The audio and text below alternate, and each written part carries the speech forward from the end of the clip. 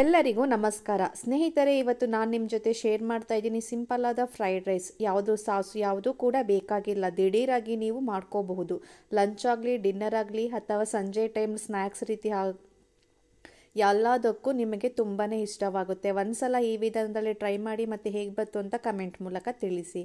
ಇವಾಗ ನಾನಿಲ್ಲಿ ಒಂದು ಕಡಾಯಿಗೆ ದೊಡ್ಡ ಚಮಚದಲ್ಲಿ 3 ಸ್ಪೂನ್ ಆಗೋಷ್ಟು ಎಣ್ಣೆ ಹಾಕ್ಕೊಳ್ತಾ ಇದ್ದೀನಿ. ಅಂದರೆ ದೊಡ್ಡ ಚಮಚದಲ್ಲಿ 3 ಸ್ಪೂನ್ ಆಗೋಷ್ಟು ಎಣ್ಣೆ ಹಾಕ್ಕೊಂಡಿದ್ದೀನಿ. ಎಣ್ಣೆ ಬಿಸಿ ಆದಮೇಲೆ ಇಲ್ಲಿ ನಾನು 2 ಮೊಟ್ಟೆನ ಹಾಕ್ತಾ ಇದ್ದೀನಿ. ನಿಮಗೆ ಎಷ್ಟು ಮೊಟ್ಟೆ ಬೇಕು ಅಂತ ನೋಡಿಕೊಂಡು ನೀವು ಹಾಕ್ಕೊಳ್ಳಿ.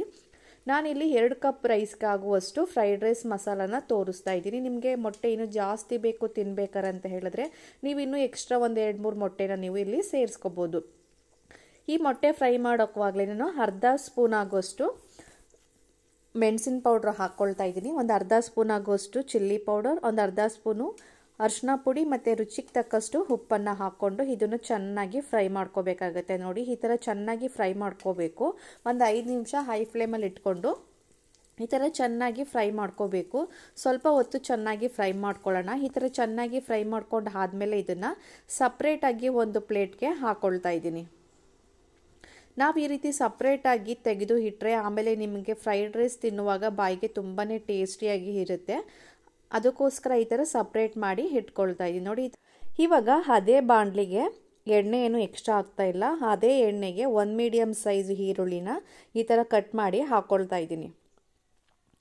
ಈ ಥರ ಹಾಕ್ಕೊಂಡು ಇದನ್ನು ಹೈ ಫ್ಲೇಮಲ್ಲಿ ಇಟ್ಕೊಂಡು ಚೆನ್ನಾಗಿ ಫ್ರೈ ಮಾಡ್ಕೋಬೇಕಾಗತ್ತೆ. ಈರುಳ್ಳಿ ಸ್ವಲ್ಪ ಕಲರ್ ಚೇಂಜ್ ಆಗಬೇಕು, ಅಲ್ಲಿಗಂಟ ಇದನ್ನು ಚೆನ್ನಾಗಿ ಫ್ರೈ ಮಾಡ್ಕೋಬೇಕಾಗತ್ತೆ. ನೋಡಿ, ಈ ಥರ ಚೆನ್ನಾಗಿ ಹೈ ಫ್ಲೇಮಲ್ಲಿ ಇಟ್ಕೊಂಡು ಚೆನ್ನಾಗಿ ಫ್ರೈ ಮಾಡ್ಕೋಬೇಕಾಗತ್ತೆ. ಈ ಫ್ರೈಡ್ ರೈಸ್ಗೆ ಹೆಚ್ಚೇನು ಎಣ್ಣೆ ಅವಶ್ಯಕತೆ ಏನು ಬೇಕಾಗಿರಲ್ಲ, ನಮಗೆ ಸ್ವಲ್ಪ ಎಣ್ಣೆ ಆದ್ರೇ ಸಾಕು. ನಾನಿಲ್ಲಿ ಸ್ವಲ್ಪ ಶುಂಠಿನ ಚಿಕ್ಕದಾಗಿ ತುರ್ಕೊಂಡು ಹಾಕ್ಕೊಳ್ತಾ ಇದ್ದೀನಿ. ನೀವು ಬೇಕಂದರೆ ಶುಂಠಿ ಬೆಳ್ಳುಳ್ಳಿ ಪೇಸ್ಟ್ ಬೇಕಾದ್ರೆ ಹಾಕೋಬೋದು.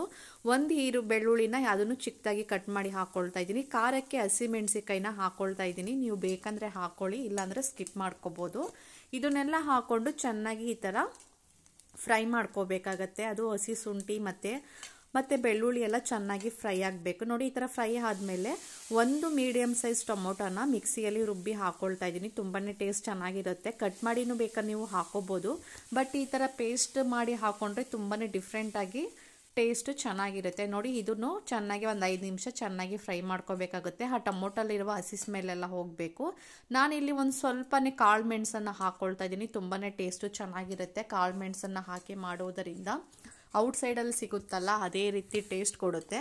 ಇದನ್ನೆಲ್ಲ ಹಾಕ್ಕೊಂಡು ಚೆನ್ನಾಗಿ ಮಿಕ್ಸ್ ಮಾಡ್ಕೊಂಡು ಆದಮೇಲೆ ಒಂದು ಸ್ವಲ್ಪ ಚಿಲ್ಲಿ ಪೌಡರ್, ಒಂದು ಸ್ವಲ್ಪ ಧನಿಯಾ ಪೌಡರ್ ಹಾಕ್ಕೊಳ್ತಾ ಇದ್ದೀನಿ. ಒಂದು 1/4 ಸ್ಪೂನ್ ಆಗೋಷ್ಟು ಅಷ್ಟೇ ಎಲ್ಲನೂ ಹಾಕ್ಕೊಳ್ತಾ ಇದ್ದೀನಿ. ಸ್ವಲ್ಪನೇ ಗರಂ ಮಸಾಲಾನ ಸೇರಿಸ್ಕೊಳ್ತಾ ಇದ್ದೀನಿ. ಚಿಲ್ಲಿ ಪೌಡರ್, ಗರಂ ಮಸಾಲ, ಧನಿಯಾ ಪೌಡರ್ ಇದನ್ನೆಲ್ಲ ಹಾಕ್ಕೊಂಡು ಚೆನ್ನಾಗಿ ಫ್ರೈ ಮಾಡ್ಕೋಬೇಕಾಗತ್ತೆ. ಹಸಿ ಸ್ಮೆಲ್ಲೆಲ್ಲ ಹೋಗಬೇಕು, ಅಲ್ಲಿಗಂಟ ಚೆನ್ನಾಗಿ ಫ್ರೈ ಮಾಡ್ಕೊಂಡಾದ್ಮೇಲೆ ಇವಾಗ ಇದು ರೆಡಿಯಾಗಿದೆ. ಇದನ್ನು ಲೋ ಮೀಡಿಯಮಲ್ಲಿ ಇಟ್ಕೊಂಡು ನಾವು ಆವಾಗಲೇ ರೈಸ್ನ ಬಿಡಿ ಮಾಡಿ ಇಟ್ಕೊಂಡಿದ್ದು ಅದನ್ನು ನಾನಿಲ್ಲಿ 2 ಕಪ್ ಆಗೋಷ್ಟು ಹಾಕ್ಕೊಳ್ತಾ ಇದ್ದೀನಿ. ಹಾಕ್ಕೊಂಡು ರುಚಿಗೆ ತಕ್ಕಷ್ಟು ಉಪ್ಪನ್ನು ಸೇರಿಸ್ಕೊಳ್ತಾ ಇದ್ದೀನಿ. ನೀವು ಬೇಕಂದರೆ ರುಚಿಗೆ ನೋಡ್ಕೊಂಡು ಹಾಕೋಬೋದು ಇನ್ನೊಂದ್ಸಲಿ. ಇವಾಗ ಇದು ರೆಡಿಯಾಗಿದೆ. ನಾವು ಆವಾಗಲೇ ಸಪ್ರೇಟ್ ಮಾಡಿ ಇಟ್ಕೊಂಡಿದ್ವಲ್ಲ, ಮೊಟ್ಟೆನ ಸಪ್ರೇಟ್ ಮಾಡಿ ಇಟ್ಕೊಂಡಿದ್ವಲ್ಲ, ಅದನ್ನು ಇವಾಗ ಹಾಕಿ ಚೆನ್ನಾಗಿ ಮಿಕ್ಸ್ ಮಾಡ್ಕೋಬೇಕಾಗತ್ತೆ. ಇದನ್ನು ಲೋ ಮೀಡಿಯಮಲ್ಲಿ ಇಟ್ಕೊಂಡೆ ಈ ಥರ ಚೆನ್ನಾಗಿ ನಾವು ಮಿಕ್ಸ್ ಮಾಡ್ಕೋಬೇಕು. ಇನ್ನೊಂದ್ಸಲಿ ಉಪ್ಪು ಏನಾದ್ರು ಸಾಲ್ಟ್ ಏನಾದ್ರು ಕಮ್ಮಿ ಇದೆಯಾ ಅಂತ ನೋಡ್ಕೊಳ್ಳಿ. ಆಮೇಲೆ ಇವಾಗ ಸ್ಟವನ್ನು ಆಫ್ ಮಾಡಿ ಲಾಸ್ಟಲ್ಲಿ ಸ್ವಲ್ಪ ಕೊತ್ತಂಬರಿ ಸೊಪ್ಪನ್ನು ಈ ಥರ ಚಿಕ್ಕದಾಗಿ ಕಟ್ ಮಾಡಿ ಹಾಕ್ಕೊಳ್ತಾ ಇದ್ದೀನಿ. ನಿಮಗೆ ಬೇಕಾದರೆ ನಿಂಬೆ ರಸನ ಬೇಕಾದ್ರೆ ನೀವು ಸೇರಿಸ್ಕೋಬೋದು, ಬಟ್ ನಾನು ನಿಂಬೆ ರಸ ಹಾಕ್ತಾ ಇಲ್ಲ. ಫೈನಲ್ ಆಗಿ ಇವಾಗ ಫ್ರೈಡ್ ರೈಸ್ ರೆಡಿ ಆಗಿದೆ. ನೋಡ್ತಾ ಇರ್ಬೋದು ಇವಾಗ ಎಷ್ಟು ಕ್ವಿಕ್ಕಾಗಿ ಮನೆಯಲ್ಲೇ ಎಷ್ಟು ಈಸಿಯಾಗಿ ಕಡಿಮೆ ಪದಾರ್ಥನ ಉಪಯೋಗಿಸ್ಕೊಂಡು ಈ ಫ್ರೈಡ್ ರೈಸ್ನ ಯಾವ ರೀತಿ ಮಾಡ್ಕೋದು ಅಂತ ನೋಡಿದ್ರಲ್ಲ. ಈ ವಿಡಿಯೋ ಇಷ್ಟ ಆದರೆ ಒಂದು ಲೈಕ್ ಮಾಡಿ, ಶೇರ್ ಮಾಡಿ ಮತ್ತು ಕಮೆಂಟ್ ಮಾಡಿ. Thank you for watching my videos. Bye, take care.